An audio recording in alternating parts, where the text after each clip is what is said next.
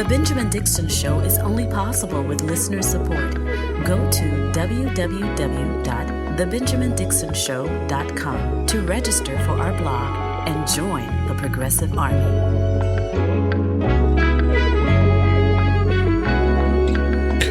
Today is Tuesday, February 21st, 2023. Thank you so much for joining me. It has been a year since Vladimir Putin invaded Ukraine. It has been a year of murder, death, slaughter, pillaging, and plunder.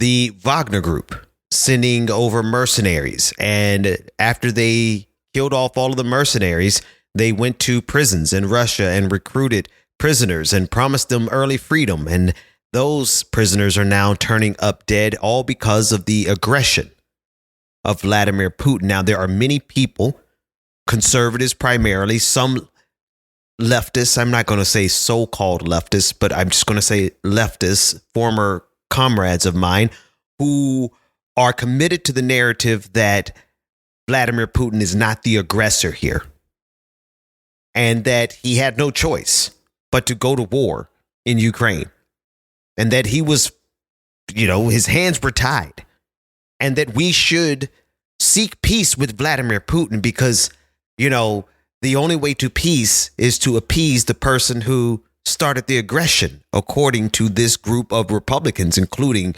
Marjorie Taylor Greene, Kevin McCarthy, the entire leadership of the Republican Party. You have a few Republicans who are still standing against Vladimir Putin, but they're so few and far and in between that it's almost no point mentioning them. New developments that are coming around the bend in the war, before I spend too much time talking about the traitorous Republican Party, who has committed their fealty to Vladimir Putin. Before I spend too much time on that front, the news that came out yesterday was the potential for China to send lethal aid to Vladimir Putin, to Russia.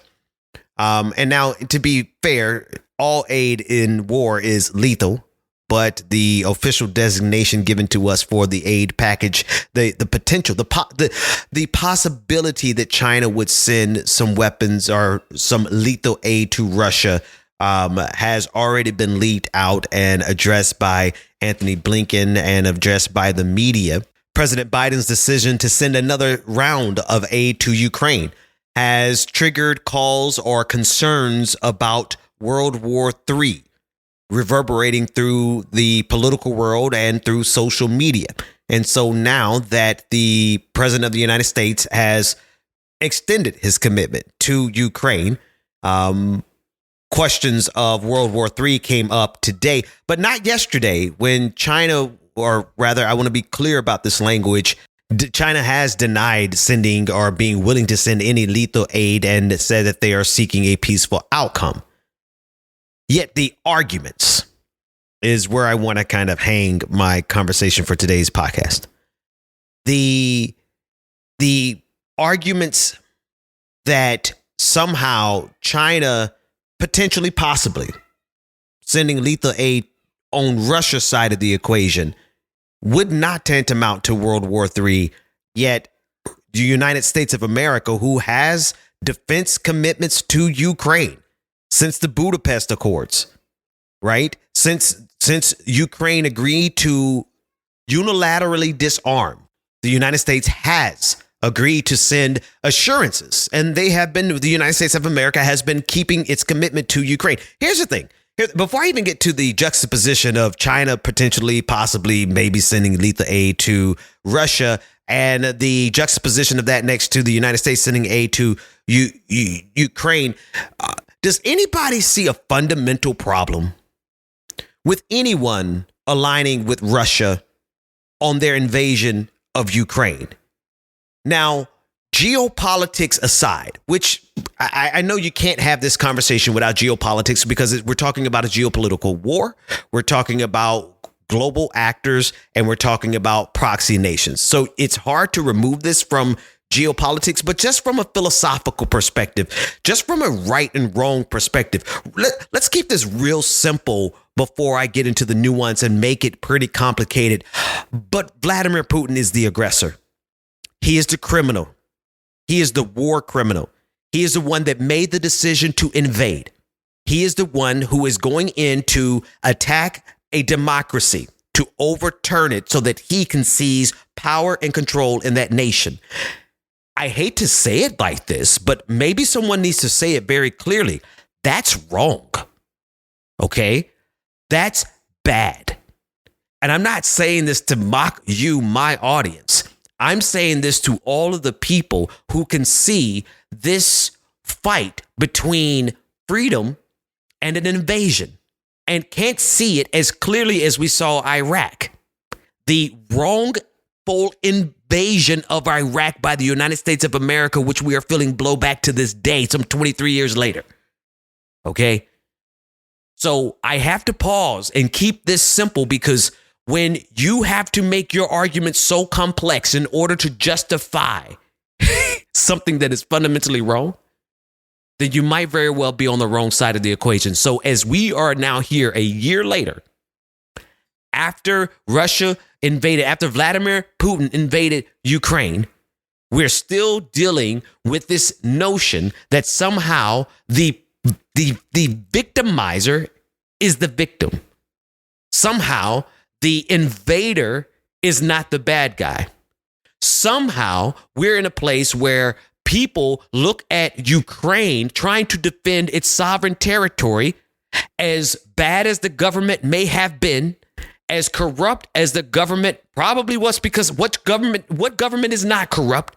But for whatever number of racists they have in Ukraine, or whatever number of Nazis, which I doubt is remotely even close to the number of racists and Nazis we have in the United States of America, all of that combined, put all of the bad people that you don't like inside of Ukraine.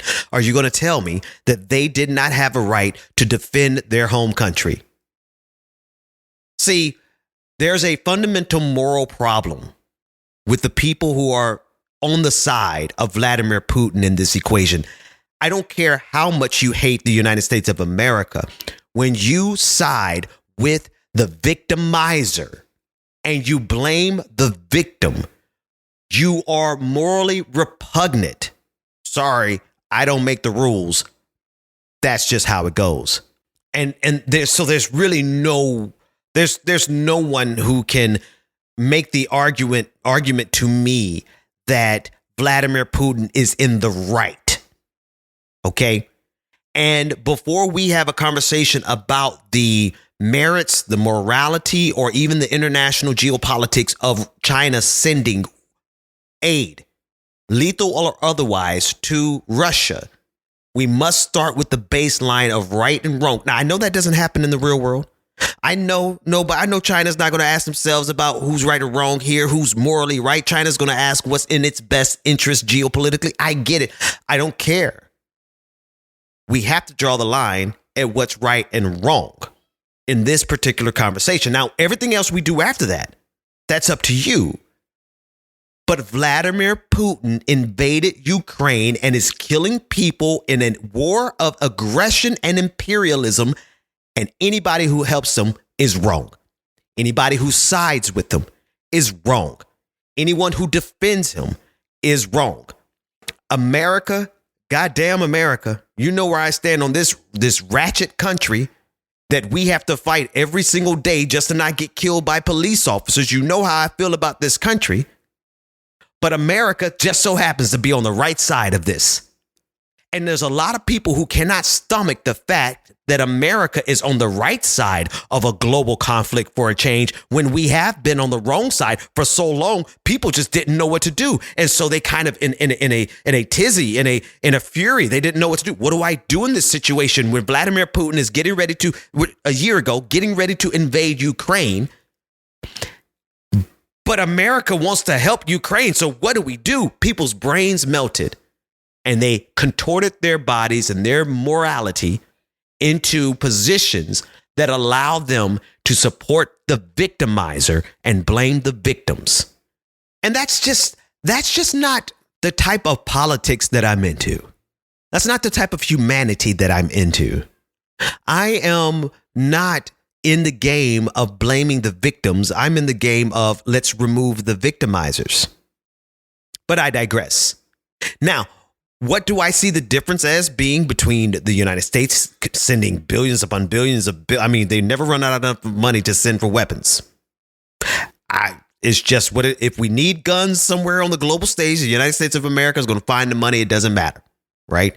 So I get it. I get everybody's upset. They're furious with the military industrial complex getting funded even more. They're furious with war, blah, blah, blah, blah, blah. I get it. You know why I say blah, blah, blah, blah, blah right there? Because the people who say that they are tired of war, that group that says that they want peace, that group that says they want the United States to stop funding Ukraine, that group is on the side of the person who started the war. So I really don't have a lot of, patience for people who try to make these arguments from a peaceful perspective and say, oh, I just want peace, so the United States should stop sending aid to Ukraine.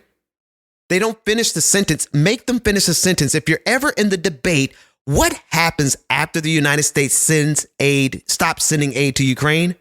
Russia goes in and kills everybody that they need to kill in order to take over. Is that peace?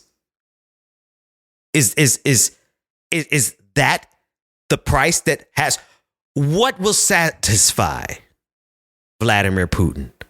If there's going to be peace, how many acres of land does Ukraine have to surrender?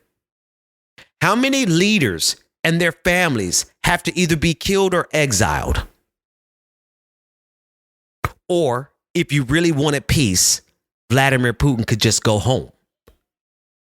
But you're not getting that argument a year later, a year into this war. You're still getting people who are contorting their morality, contorting their reputations, doing everything they possibly can to find a way to support Vladimir Putin because their knee-jerk reaction is not being able to support the United States of America in anything, because their foreign policy is as deep as this one sentence: America bad. That's it. America bad. That's the foreign policy from the left. From the right, the Marjorie Taylor Greenes and the rest of them, their foreign policy is whatever can get them elected the next time around. Go to www.patreon.com/The BPD Show and get twice the content and unfiltered interviews without any of the commercial interruptions. Welcome back to The Benjamin Dixon Show. Visit us online at thebenjamindixonshow.com.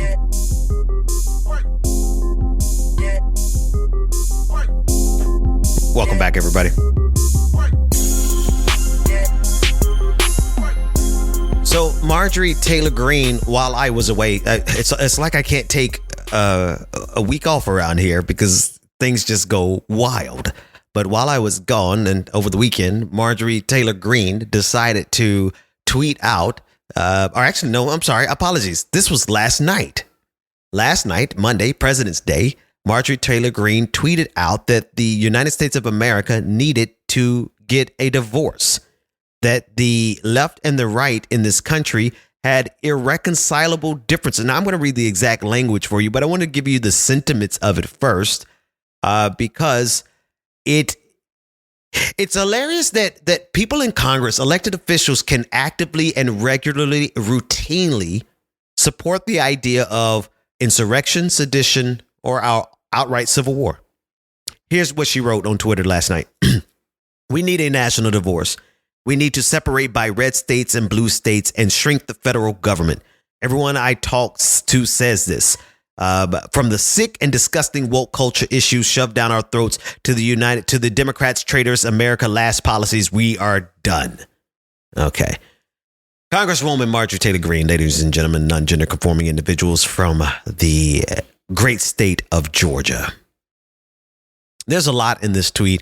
I want to work backwards on this one because I want to start with the last paragraph where she says, from the sick and disgusting woke culture issue shoved down our throats. Can I just remind you all that woke is just the new N-word?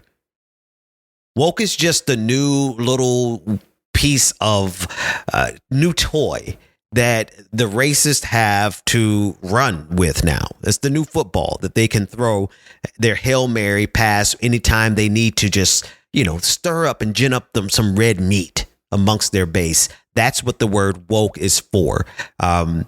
We are never going to get a definition of it because it needs to be malleable enough for them to use it any way they can, just like this, because in the middle of this sentence that has nothing to do with any of the standard iterations of the definitions that we can take from how they use woke, it has nothing to do with what she's talking about. She just threw it in here. This is all they do now. They just throw stuff and see what sticks. Well, that's what she starts with. Let's start at the beginning. We need a national divorce. We need to separate the red states and blue states and shrink the federal government. Well, that's the key there. It's the shrinking of the federal government that she's actually interested in. She's not so much concerned about the liberties, right? Because you're free in this country. Full stop. I just want to pause and say we're free. That's why I say God bless goddamn America. I say God bless goddamn America because there's only so many places on the face of the planet where you can actually speak truth to power and not have power come kick your doors down. So this entire conversation from Marjorie Taylor Greene has literally nothing to do with liberty, has nothing to do with freedom. It has everything to do with shrinking the federal government, which was nestled right there neatly in the middle or the first part of her tweet. She wants to shrink the federal government because that's the only vision that conservatives have. They don't want to shrink the coffers. They don't want to reduce how much taxes they draw from the American people, except for, of course, lowering the income taxes for the richest. But the taxes that they want to take from the masses, they want to collect all that. They just don't want a lot of organizations, bureaucracies, institutions. They want to get rid of the Department of Education. They want to get rid of or shrink down to the smallest possible size the Department of Justice, the FBI. They want to shrink anything down that could actually interfere with their ability to create their own conservative utopia. Right, because the conservative utopia includes segregation, it includes bigotry, it includes discrimination, it includes all the things that the federal government has spanked their hands over. Right, they want to get rid of the Department of Education because the Department of Education is a cudgel to force them into integration, and they're still mad about that. And to be quite honest with you, it's hilarious to see Marjorie Taylor, any conservative for that matter, float the idea of a second civil war, even if it's in the subtext. It's funny to me because you lost the first one. And they are so upset about losing the first one and the fact that the federal government began to use the power of the federal level to compel the states to begin to do things like integrate. And ever since then, they have had a religious commitment to shrinking the federal government so that never happens again. Freedom for conservatives, for Marjorie Taylor Greene, who's all these people we're free, folks, but we're not free enough for them because freedom for them requires that they have the ability to infringe on our rights. Conservatism is always about what rights they can restrict from other people, whether it's a same-sex couple's ability to get married, whatever it is, whether it's a transgender person's decision to seek care, whether it's just a black person walking down the street, or God forbid, trying to get an education and use affirmative action, which regularly black folks, yes, black folks use it, but white women benefit from it so much more. But I digress. That's a whole different conversation. The point of the matter is this: conservatives define freedom based on what they can constrain you from doing.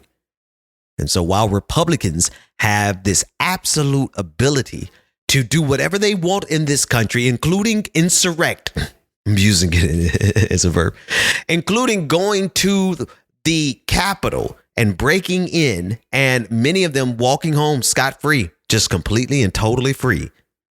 they still don't feel like they are free in this country because they can't control you and because they cannot control me. That's why they want a divorce. They want a divorce because they need nice little fiefdoms where they can completely and totally control your life, and there wouldn't be a federal government big enough to intervene ever again.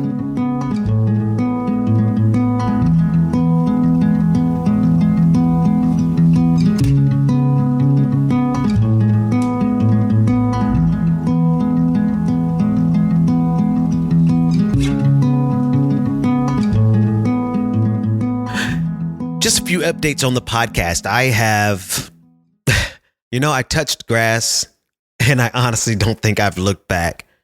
I have been organizing on the local level or participating in the organizing. I'm doing more following than I'm trying to lead in these areas, because one thing I love about the work that I've been doing is seeing how many people are committed to this work.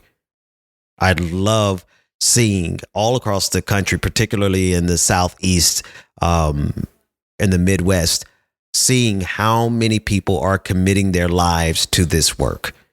And it's just being around those folks and talking to those folks and just being out that has really pushed me into trying to find a new balance with the content that I deliver. I don't ever plan on stopping delivering content. I just know that it has to be paired.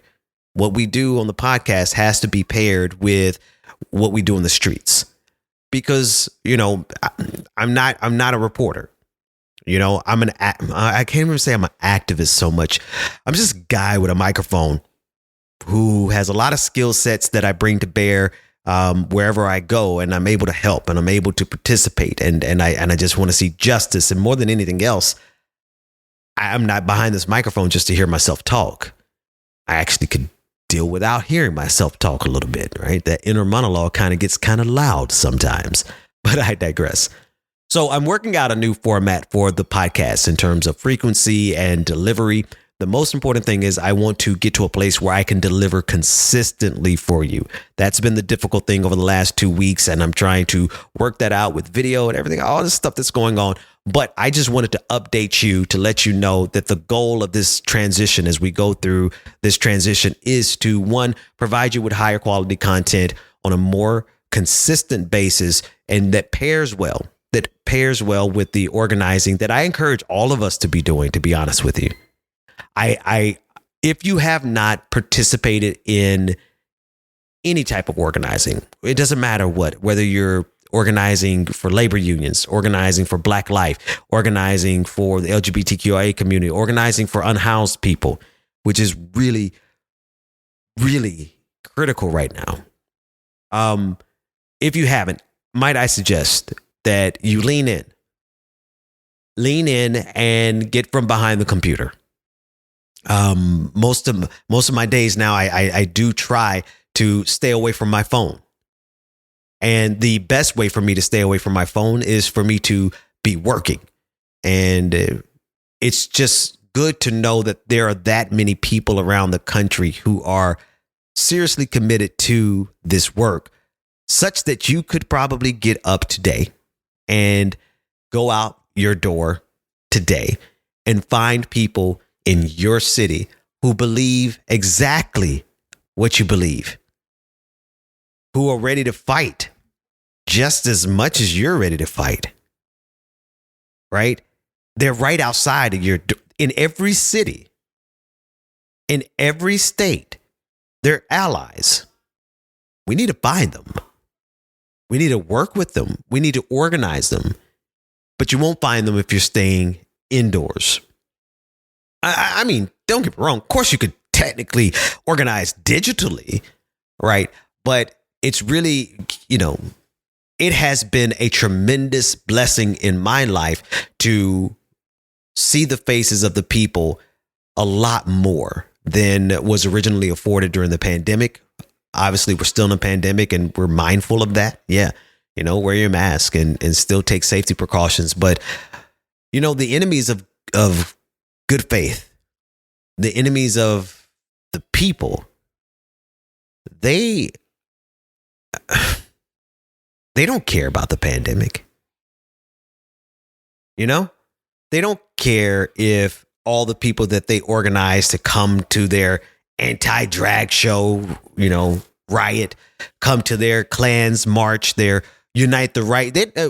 Unite the Right was before the pandemic, but you understand what I'm saying. They don't care what they organize and if that thing is a COVID risk. They don't care if they spread COVID. So we're at a huge disadvantage while the rest of us are trying to organize properly and take care of everybody's health, et cetera, et cetera. We're organizing against people who quite literally want to exacerbate the pandemic.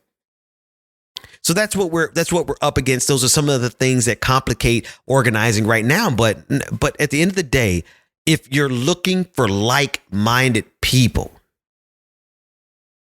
in the real world, people who are fighting for justice, people who are making phone calls for gun reform, who are knocking on doors for voter registration, who are feeding the homeless, who are doing what they can for health care, those people are right in your city. And those people don't need leaders. They need bodies. They need people who will come and do the work. And I'm excited to have met and to be working with some excellent organizers. But again, as far as the podcast is concerned, we are still going to make one more transition. I'm not making it yet. I am really taking my time to think this one through, and I will give you enough notice to let you know what that new format is, what that new frequency is, so that you can set your calendars to download. I know you don't have to actually do that, but I want to make sure I bring you guys with me on this one versus just drop it on you, which I've done in the past, but I digress.